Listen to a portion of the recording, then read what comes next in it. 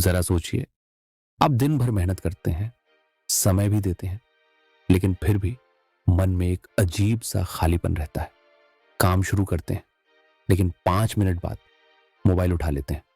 पढ़ने बैठते हैं, लेकिन दिमाग कहीं और भटक जाता है और दिन के अंत में लगता है आज भी कुछ खास नहीं कर पाया। अगर यह एहसास आपको जाना पहचाना लग रहा है, तो इसका कारण आपकी काबिलियत नहीं है, इसका कारण है फोकस की कमी। नमस्कार दोस्तों, आप सुन रहे हैं बुक नोवा, जहां हम किताबों को सिर्फ पढ़ते नहीं बल्कि उन्हें महसूस करते हैं, जीते हैं और अपनी जिंदगी में उतारते हैं। आज हम शुरू कर रहे हैं एक ऐसी किताब जो आपकी बिखरी हुई सोच को एक दिशा दे सकती है, जो आपको सिखाएगी कि ध्यान कोई जन्मजात ताकत नहीं बल्कि एक सीखी जाने वाली कला है। इस किताब का नाम है master the art of focus और इसके लेखक हैं ए सुमन।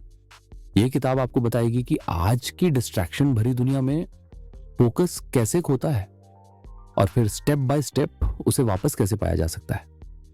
तो अगर आप अपनी प्रोडक्टिविटी बढ़ाना चाहते हैं, अपने गोल्स को सीरियसली अचीव करना चाहते हैं और अपने मन पर दोबारा कंट्रोल पाना चाहते हैं, तो इस ऑडियो बुक को अंत तक जरूर सुनिए। चलिए शुरुआत करते हैं पहले अध्याय से। Chapter 1, understanding focus. फोकस को समझना। सोचिए, आप किसी शांत जगह पर बैठे हैं, सामने किताब खुली है, सब कुछ ठीक है, लेकिन फिर भी आपका मन टिक नहीं रहा। कभी बीते कल में चला जाता है, कभी आने वाले कल की चिंता में। यही सवाल लेखक इस अध्याय की शुरुआत में उठाते हैं। फोकस आखिर है क्या? लेखक कहते हैं, फोकस का मतलब यह नहीं है कि आप घंटों बैठकर काम करें। फोकस का असली मतलब है अपने दिमाग को एक समय में एक ही चीज पर पूरी तरह से लगाना। जब आप खाना खा रहे हो तो सिर्फ खाना खा रहे हो, जब पढ़ रहे हो तो सिर्फ पढ़ रहे हो, और जब किसी से बात कर रहे हो तो पूरा ध्यान उसी इंसान पर हो। यही है असली फोकस। अब लेखक हमें साइंस की तरफ ले जाते हैं। वो बताते हैं कि हमारा दिमाग मल्टीटास्किंग के लिए बना ही नहीं है। जब हम एक साथ कई काम करने की कोशिश करते हैं तो असल में हम हर काम को आधा अधूरा करते हैं। दिमाग हर बार टास्क बदलते समय अपनी एनर्जी का एक हिस्सा खो देता है। इसी वजह से दिन भर बिजी रहने के बाद भी थकान ज्यादा होती है और सेटिस्फैक्शन कम। लेखक यहां एक बहुत सिंपल लेकिन पावरफुल बात कहते हैं।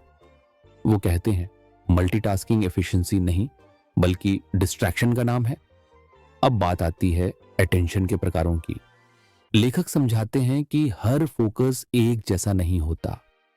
कभी हम किसी चीज पर थोड़ी देर ध्यान देते हैं, जैसे नोटिफिकेशन पढ़ते समय, और कभी हम गहरे फोकस में चले जाते हैं जहां समय का पता ही नहीं चलता, जैसे कोई कलाकार पेंटिंग बनाते समय या कोई स्टूडेंट पूरी तरह पढ़ाई में डूबा हुआ। यही गहरा फोकस हमें एक्स्ट्राऑर्डिनरी रिजल्ट्स देता है। लेकिन समस्या यह है कि आज की दुनिया हमें उस गहरे फोकस तक पहुंचने ही नहीं देती। यहां लेखक एक आम गलतफहमी तोड़ते हैं कि मल्टीटास्किंग स्मार्ट लोगों की पहचान है। वो कहते हैं असल में जो इंसान एक समय में एक काम को पूरी ईमानदारी से करता है वही असली इंटेलिजेंट होता है। अब जरा खुद से एक सवाल पूछिए, जब आप आखिरी बार किसी काम में पूरी तरह डूबे थे, बिना मोबाइल देखे, बिना बार बार ध्यान भटके, वो कब था? अगर जवाब याद नहीं आ रहा तो यही इस किताब को सुनने का सबसे बड़ा कारण है। इस अध्याय के अंत में लेखक हमें एक बात साफ साफ समझा देते हैं, फोकस कोई जादू नहीं है, यह एक स्किल है, और हर स्किल की तरह इसे भी सीखा, सुधारा और मजबूत किया जा सकता है। लेकिन सवाल यह है, हमारा फोकस आखिर टूटता क्यों है? यही बात हम जानेंगे अगले अध्याय में, जहां लेखक बताएंगे फोकस के सबसे बड़े दुश्मनों के बारे में। Chapter 2, the enemies of focus. Focus के दुश्मन। अगर फोकस इतना जरूरी है तो सवाल यह उठता है, फिर हमारा फोकस टूटता क्यों है? लेखक इस अध्याय की शुरुआत एक कड़वी सच्चाई से करते हैं। वो कहते हैं हम फोकस की कमी के शिकार नहीं हैं, हम डिस्ट्रैक्शन से घिरे हुए हैं, और सबसे बड़ी बात यह है कि इन डिस्ट्रैक्शंस में से ज्यादातर को हमने खुद अपनी जिंदगी में जगह दी है। लेखक सबसे पहले डिस्ट्रैक्शंस को 2 हिस्सों में बांटते हैं। पहला, एक्सटर्नल डिस्ट्रैक्शंस यानी बाहर से आने वाली चीजें, मोबाइल की नोटिफिकेशन, बार बार बजता हुआ फोन, टीवी की आवाज, आसपास के लोग या काम करते समय खुला हुआ सोशल मीडिया, ये सब वो चीजें हैं जो हमारा ध्यान बाहर से खींच लेती हैं। अब जरा ध्यान दीजिए, हर नोटिफिकेशन हमें सिर्फ एक मैसेज नहीं देती, वो हमें हमारी करंट थिंकिंग से जबरदस्ती बाहर निकाल देती है। और जब हम वापस काम पर आते हैं तो दिमाग को फिर से सेम लेवल का फोकस बनाने में काफी समय लग जाता है। दूसरा, इंटरनल डिस्ट्रैक्शंस, और लेखक कहते हैं ये बाहरी डिस्ट्रैक्शन से भी ज्यादा खतरनाक होते हैं। अधूरी चिंताएं, भविष्य की फिक्र, बीते हुए समय का पछतावा, खुद पर शक या बार बार आने वाले रैंडम थॉट्स। आप सामने काम कर रहे होते हैं लेकिन दिमाग किसी और जगह होता है। लेखक यहाँ एक गहरी बात कहते हैं, हम अक्सर डिस्ट्रैक्शंस को बाहर ढूंढते हैं जबकि असली शोर हमारे अंदर होता है। अब बात आती है टेक्नोलॉजी की। लेखक टेक्नोलॉजी को दुश्मन नहीं कहते, लेकिन वो यह जरूर कहते हैं कि अगर इसे समझदारी से इस्तेमाल ना किया जाए तो यही टेक्नोलॉजी हमारी फोकस पावर को धीरे धीरे खत्म कर देती है। सोशल मीडिया ऐप्स इस तरह बनाए गए हैं कि वो हमें जितनी देर हो सके स्क्रीन पर रोके रखें। स्क्रॉल करते करते समय कब निकल जाता है पता ही नहीं चलता। और सबसे खतरनाक बात, हमारा दिमाग इस इंस्टेंट प्लेजर का आदी हो जाता है। धीरे धीरे लंबे समय तक किसी एक काम पर ध्यान देना हमें मुश्किल लगने लगता है। फिर लेखक बात करते हैं स्ट्रेस और फटीग की। जब हम ठीक से सोते नहीं हैं, जब दिमाग हमेशा दबाव में रहता है तो फोकस अपने आप कमजोर हो जाता है। थका हुआ दिमाग गहरे फोकस में जा ही नहीं सकता। लेखक यहाँ कहते हैं फोकस की कमी कई बार डिसिप्लिन की नहीं बल्कि एग्जॉस्शन की निशानी होती है। और अब आता है सबसे खामोश लेकिन सबसे खतरनाक दुश्मन, प्रोक्रेस्टिनेशन। काम सामने होता है लेकिन हम उसे टालते रहते हैं। कभी सोचते हैं थोड़ी देर बात करेंगे, कभी कहते हैं अभी मन नहीं है। लेकिन लेखक बताते हैं हर बार जब हम टालते हैं हम अपने दिमाग को यह सिखाते हैं कि डिस्ट्रैक्शन एक्सेप्टेबल है। धीरे धीरे फोकस करने की आदत कमजोर होती चली जाती है। इस अध्याय के अंत में लेखक हमें एक आईना दिखाते हैं। वो कहते हैं जब तक आप अपने फोकस के दुश्मनों को पहचान नहीं लेते तब तक आप फोकस को मजबूत नहीं कर सकते। अब जरा खुद से पूछिए, आपका सबसे बड़ा डिस्ट्रैक्शन क्या है? बाहर की दुनिया या अंदर की बेचैनी? क्योंकि जब दुश्मन पहचान में आ जाए तो उसे हराना आसान हो जाता है। और यही हम सीखेंगे अगले अध्याय में।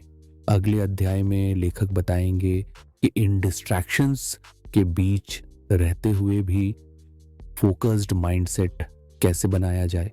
Chapter 3, building a focused mindset, focused सोच कैसे बनाई जाए। अब तक हमने यह समझ लिया कि फोकस क्या है और वो कौन कौन से दुश्मन हैं जो हमारे ध्यान को तोड़ते हैं। लेकिन यहां लेखक एक बहुत जरूरी बात कहते हैं। वो कहते हैं जब तक आपका माइंडसेट सही नहीं होगा तब तक कोई टेक्निक, कोई ऐप, कोई रूटीन आपको लंबे समय तक फोकस्ड नहीं रख पाएगा। फोकस बाहर से नहीं अंदर से पैदा होता है। इस अध्याय की शुरुआत लेखक माइंडफुलनेस से करते हैं।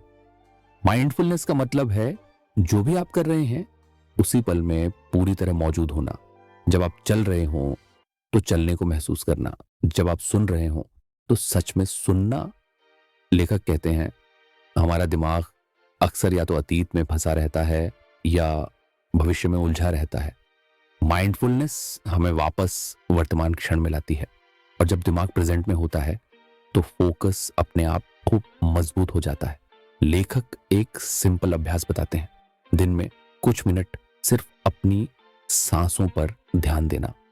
कोई विचार आए तो उससे लड़ना नहीं है, बस उसे जाने देना है। धीरे धीरे दिमाग को सिखाया जा सकता है कि भटकने के बाद वापस कैसे लौटा जाए। अब लेखक बात करते हैं क्लियर गोल्स और प्रायोरिटीज की। वो कहते हैं अधिकतर लोग फोकस्ड इसीलिए नहीं हो पाते क्योंकि उन्हें खुद नहीं पता कि उन्हें करना क्या है। जब लक्ष्य साफ नहीं होता तो दिमाग खुद ही डिस्ट्रैक्शंस ढूंढ लेता है। लेकिन जब आपको पता हो कि आज का सबसे जरूरी काम क्या है तो फोकस नेचुरली उसी दिशा में जाने लगता है। लेखक यहां कहते हैं, एक समय में एक ही प्रायोरिटी रखिए। सब कुछ एक साथ करने की कोशिश फोकस को तोड़ देती है। अब आता है ग्रोथ माइंडसेट। लेखक समझाते हैं कि अगर आप ये मान लेते हैं कि मुझसे फोकस नहीं होता, तो वही आपकी सच्चाई बन जाती है। लेकिन अगर आप ये माने कि फोकस एक स्किल है जिसे प्रैक्टिस से बेहतर किया जा सकता है, तो दिमाग खुद सीखने लगता है। गलतियां होंगी, ध्यान भटकेगा, लेकिन हर बार वापस आना ही असली जीत है। लेखक कहते हैं, फोकस परफेक्शन नहीं, प्रोग्रेस मांगता है। फिर लेखक एक ऐसा पहलू लाते हैं जिसके बारे में कम लोग सोचते हैं, ग्रैटिट्यूड और पॉजिटिविटी। जब मन हमेशा शिकायत में डूबा रहता है तो दिमाग भारी हो जाता है, लेकिन जब आप छोटी छोटी चीजों के लिए कृतज्ञ महसूस करते हैं तो मन हल्का होता है, और हल्का मन ज्यादा देर तक फोकस कर सकता है। लेखक बताते हैं, दिन की शुरुआत या अंत में 2-3 अच्छी बातों को याद करना फोकस को अंदर से मजबूत बनाता है। इस अध्याय के अंत में लेखक हमें एक गहरी बात समझाते हैं। फोकस कोई फोर्स नहीं है जिसे जबरदस्ती पकड़ा जाए। फोकस एक रिलेशनशिप की तरह है। जितना आप अपने दिमाग को समझते हैं, उतना ही वो आपका साथ देता है। अब जरा खुद से पूछिए, क्या आप अपने दिमाग से लड़ते रहते हैं या उसे समझने की कोशिश करते हैं? क्योंकि अगला अध्याय आपको सिखाने वाला है कि फोकस को मजबूत करने के प्रैक्टिकल और इफेक्टिव तरीके कौन से हैं, और वही टेक्निक्स आपकी जिंदगी में रियल चेंज लाएंगी। Chapter 4, effective techniques to sharpen focus, focus को तेज करने के प्रभावी तरीके। अब तक आपने यह समझ लिया कि फोकस क्या है, किस वजह से टूटता है और माइंडसेट कैसे बनाया जाता है। अब लेखक कहते हैं, समझना जरूरी है, लेकिन प्रैक्टिस उससे भी ज्यादा जरूरी है।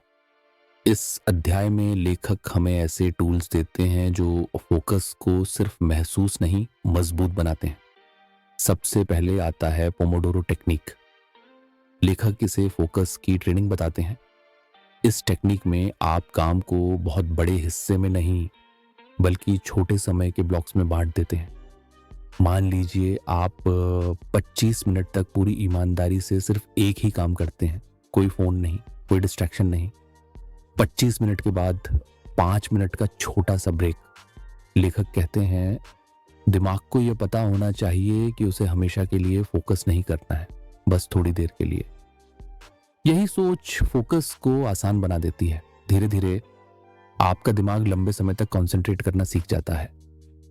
अब लेखक बात करते हैं डीप वर्क प्रिंसिपल्स की। डीप वर्क का मतलब है ऐसा काम जिसमें दिमाग पूरी तरह डूब जाए। लेखक कहते हैं, जिंदगी के सबसे बड़े रिजल्ट्स उसी काम से आते हैं जो डीप फोकस में किया जाता है। लेकिन डीप वर्क के लिए एनवायरनमेंट और इंटेंशन दोनों साफ होने चाहिए। काम शुरू करने से पहले खुद से साफ कहिए, अगले कुछ समय तक मैं सिर्फ यही काम करूंगा। जब आप खुद को यह परमिशन देते हैं तो दिमाग भी बाकी सब छोड़ना सीख जाता है। अब आता है आइजनहावर मैट्रिक्स। लेखक बताते हैं कि फोकस सिर्फ मेहनत का नहीं, प्रायोरिटी का खेल है। हर काम जरूरी नहीं होता, हर अर्जेंट चीज इंपॉर्टेंट नहीं होती।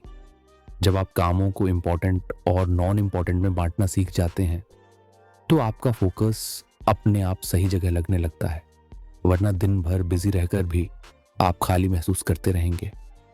अब लेखक लाते हैं एक बेहद शक्तिशाली टेक्निक, विजुअलाइजेशन और मेंटल रिहर्सल। लेखक कहते हैं, दिमाग इमेजिनेशन और रियलिटी में ज्यादा फर्क नहीं करता।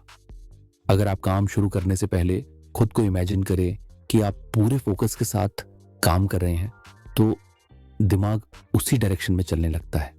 यह टेक्निक एथलीट्स और परफॉर्मर्स सालों से इस्तेमाल करते आ रहे हैं, और अब आप भी कर सकते हैं। इस अध्याय के अंत में लेखक एक बहुत इंपॉर्टेंट बात कहते हैं, कोई भी टेक्निक तब तक काम नहीं करेगी जब तक आप उसे नियमित रूप से प्रैक्टिस न करें। फोकस को स्विच नहीं है जो एक दिन में ऑन हो जाए। यह एक मसल की तरह है, जितना यूज करेंगे उतना मजबूत होगा। अब जरा खुद से पूछिए, क्या आप फोकस चाहते हैं या फोकस के लिए समय निकालने को तैयार हैं?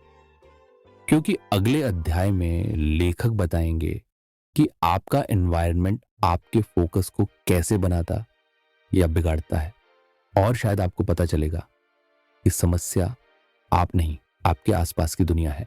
Chapter 5, designing a distraction free environment. Distraction free माहौल कैसे बनाएं। अक्सर हम सोचते हैं मुझ में डिसिप्लिन की कमी है, मेरा मन नहीं लगता, मैं फोकस नहीं कर पाता। लेकिन लेखक इस अध्याय की शुरुआत एक अलग ही नजरिए से करते हैं।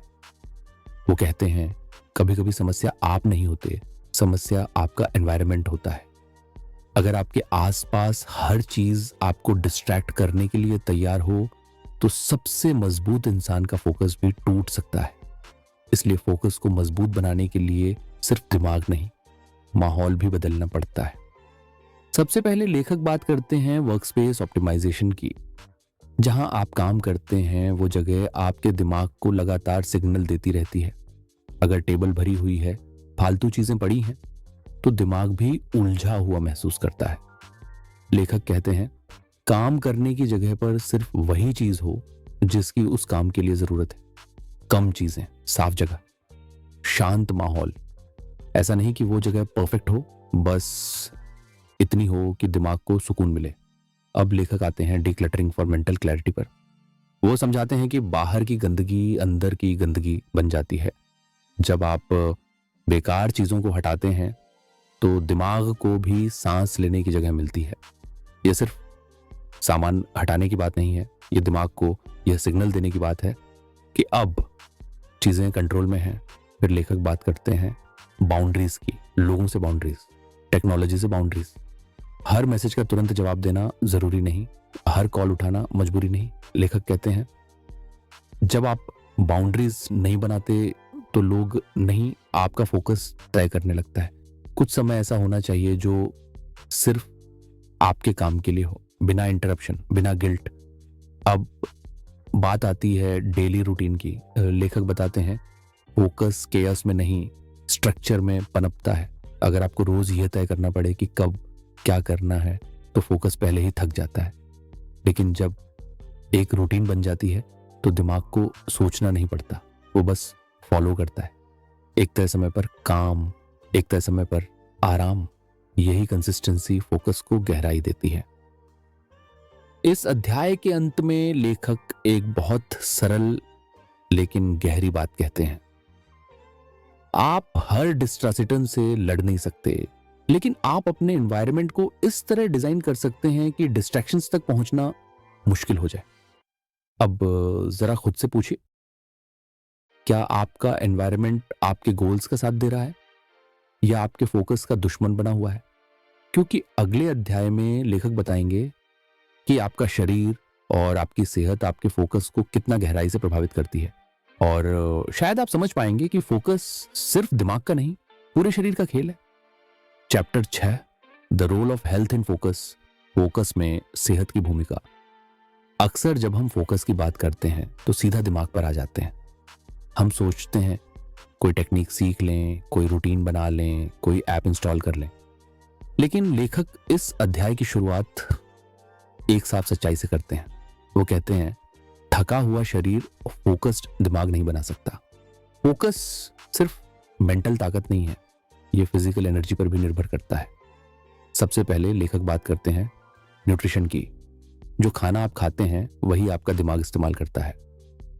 अगर शरीर को सही पोषण नहीं मिलता तो दिमाग स्लो हो जाता है। लेखक कहते हैं भारी, ज्यादा प्रोसेस्ड खाना दिमाग को सुस्त बना देता है, जबकि सिंपल संतुलित भोजन दिमाग को स्थिर और अलर्ट रखता है। यहां लेखक को कोई सख्त डाइट नहीं बताते, वो सिर्फ इतना कहते हैं खाने के बाद अगर नींद आने लगे तो समझ जाइए आपका फोकस उसी वक्त गिर चुका है। अब लेखक आते हैं स्लीप और रेस्ट पर। आज की दुनिया में नींद को कमजोरी समझा जाता है, लेकिन लेखक साफ कहते हैं नींद फोकस की, लेकिन शरीर को हिलाना जरूरी है। हल्की वॉक, स्ट्रेचिंग या कोई सिंपल एक्सरसाइज दिमाग में ऑक्सीजन बढ़ाती है, और जब दिमाग को ऑक्सीजन मिलती है तो फोकस अपने आप शार्पन होता है। कई बार काम के बीच थोड़ी सी मूवमेंट पूरे दिन की प्रोडक्टिविटी बदल देती है। फिर लेखक बात करते हैं स्ट्रेस मैनेजमेंट की। स्ट्रेस फोकस को चुपचाप खा जाता है। जब मन लगातार दबाव में रहता है तो दिमाग सर्वाइवल मोड में चला जाता है। ऐसे में डीप फोकस संभव ही नहीं होता। लेखक कहते हैं रिलैक्सेशन कोई लग्जरी नहीं है, यह फोकस की रिक्वायरमेंट है। थोड़ी गहरी सांसें, थोड़ा साइलेंस या खुद के साथ कुछ पल, ये सब फोकस को वापस लाते हैं। इस अध्याय के अंत में लेखक हमें एक बहुत ज़रूरी एहसास दिलाते हैं। फोकस खुद को पनिश करने से नहीं, खुद का ख्याल रखने से आता है। अब ज़रा खुद से पूछिए, क्या आप अपने शरीर से वो उम्मीद कर रहे हैं जो आप उसे दे ही नहीं रहे? क्योंकि अगले अध्याय में लेखक बताएंगे कि सही टेक्नोलॉजी और टूल्स फोकस को कैसे सपोर्ट कर सकते हैं, लेकिन इस बार दुश्मन नहीं, सहायक के रूप में। Chapter 7, technology and tools to enhance focus. Focus बढ़ाने के लिए टेक्नोलॉजी और टूल्स। अब तक हमने टेक्नोलॉजी को ज्यादातर डिस्ट्रैक्शन के रूप में देखा है, लेकिन लेखक इस अध्याय की शुरुआत एक बैलेंस्ड सोच से करते हैं। वो कहते हैं टेक्नोलॉजी बुरी नहीं है, बिना कंट्रोल के इस्तेमाल की गई टेक्नोलॉजी बुरी है। अगर वही टेक्नोलॉजी आपके फोकस को तोड़ सकती है तो वही उसे मजबूत भी बना सकती है। सबसे पहले लेखक बात करते हैं डिस्ट्रैक्शन ब्लॉकिंग ऐप्स की। ऐसे ऐप्स जो कुछ समय के लिए सोशल मीडिया, वेबसाइट्स या नोटिफिकेशंस को ब्लॉक कर देते हैं। लेखक कहते हैं जब टेम्पटेशन सामने ही ना हो तो विल पावर की ज़रूरत ही नहीं पड़ती। यह ऐप्स आपको डिसिप्लिन सिखाने नहीं, बल्कि फोकस के लिए एक सेफ स्पेस बनाने में मदद करते हैं। अब लेखक आते हैं प्रोडक्टिविटी ट्रैकर्स और टाइमर्स पर।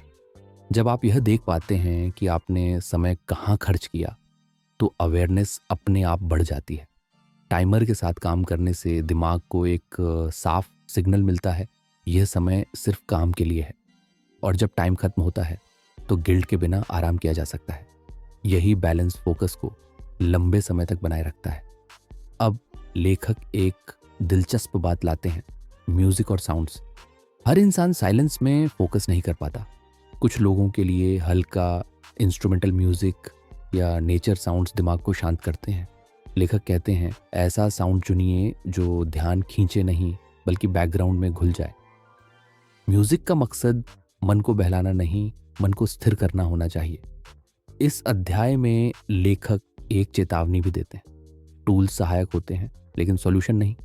अगर आप हर बार नया ऐप ढूंढते रहेंगे तो फोकस टूल्स में उलझ जाएगा, काम में नहीं। टेक्नोलॉजी को साधन बनाइए, आधार नहीं। इस अध्याय के अंत में लेखक एक बहुत साफ बात कहते हैं, फोकस अंदर से आता है लेकिन सही टूल्स उसे बाहर से सपोर्ट करते हैं। अब जरा खुद से पूछिए, क्या आपकी टेक्नोलॉजी आपको कंट्रोल कर रही है या आप टेक्नोलॉजी को अपने गोल्स के लिए इस्तेमाल कर रहे हैं?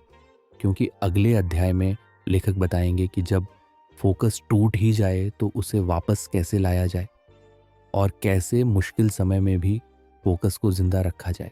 Chapter 8, overcoming challenges to focus. Focus की चुनौतियों से कैसे निपटें। अब तक आपने फोकस के बारे में बहुत कुछ सीख लिया, टेक्निक्स भी हैं, माइंडसेट भी बन चुका है, एनवायरनमेंट भी बेहतर हो गया है, लेकिन फिर भी कुछ दिन ऐसे आते हैं जब मन बिल्कुल नहीं लगता। लेखक इस अध्याय की शुरुआत इसी सच्चाई से करते हैं। वो कहते हैं फोकस टूटना फेलियर नहीं है, वही हार है जब आप कोशिश छोड़ देते हैं। सबसे पहले लेखक बात करते हैं सेटबैक्स और मोटिवेशन की कमी की। हर इंसान के साथ ऐसा होता है, कुछ दिन जबरदस्त फोकस रहता है और कुछ दिन बिल्कुल जीरो। लेखक कहते हैं गलती ये मान लेना है कि फोकस हमेशा एक जैसा रहेगा।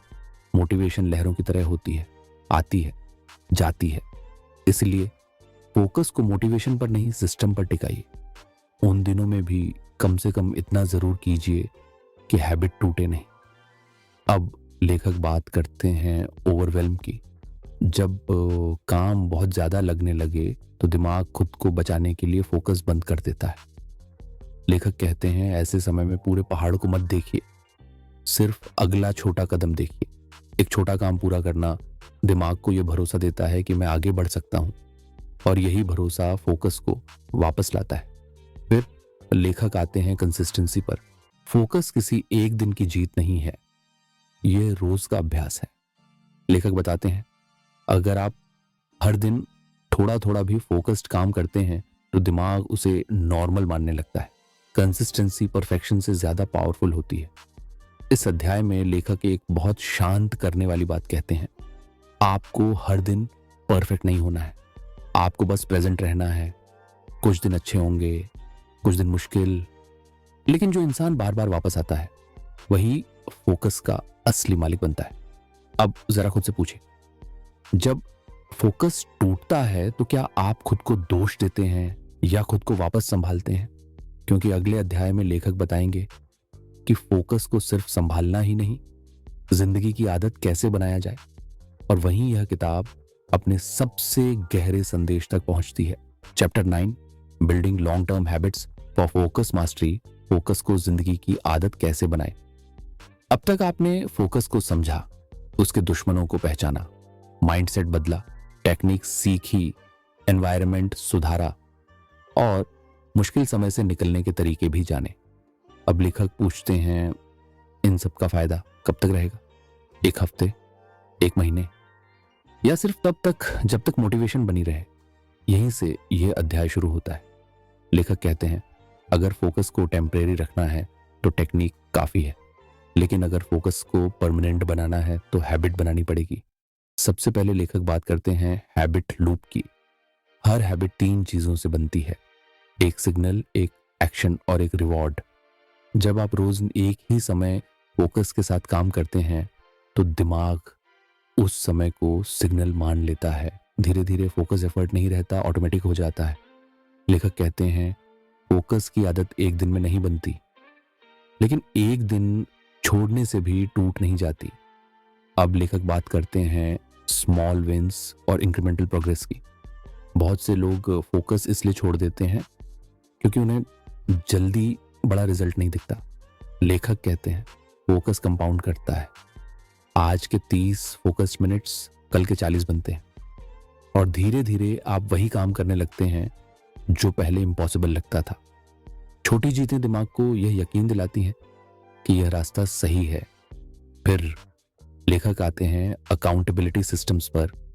जब आप सिर्फ खुद से वादा करते हैं तो तोड़ना आसान होता है, लेकिन जब कोई और जानता है कि आप क्या करना चाहते हैं तो फोकस ज्यादा सीरियस हो जाता है। ये कोई इंसान हो सकता है, कोई रूटीन हो सकता है, या कोई simple tracking system. Accountability focus को जिम्मेदारी बना देती है। अंत में लेखक बात करते हैं रिव्यूइंग योर फोकस स्ट्रैटेजी की। लेखक कहते हैं हर कुछ समय में रुककर खुद से पूछिए क्या काम कर रहा है, क्या नहीं कर रहा और क्या बदला जा सकता है। फोकस कोई फिक्स्ड सिस्टम नहीं है, यह आपकी जिंदगी के साथ इवॉल्व करता है। इस अध्याय के अंत में लेखक एक बेहद गहरी बात कहते हैं। फोकस का मतलब खुद को दुनिया से काट लेना नहीं है। फोकस का मतलब है जब जरूरत हो तो पूरी तरह मौजूद रहना। यही मास्टरी है। आज अगर आप पीछे मुड़कर देखें तो शायद आपको एहसास होगा कि फोकस की कमी आपकी कमजोरी नहीं थी, ये बस एक स्किल थी जो कभी सिखाई ही नहीं गई। इस किताब का सबसे बड़ा संदेश यही है, आप अपने दिमाग के गुलाम नहीं हैं, आप उसके ट्रेनर बन सकते हैं। फोकस कोई गिफ्ट नहीं है जो कुछ लोगों को ही मिलता है। फोकस एक कला है और हर कला की तरह इसे सीखा जा सकता है।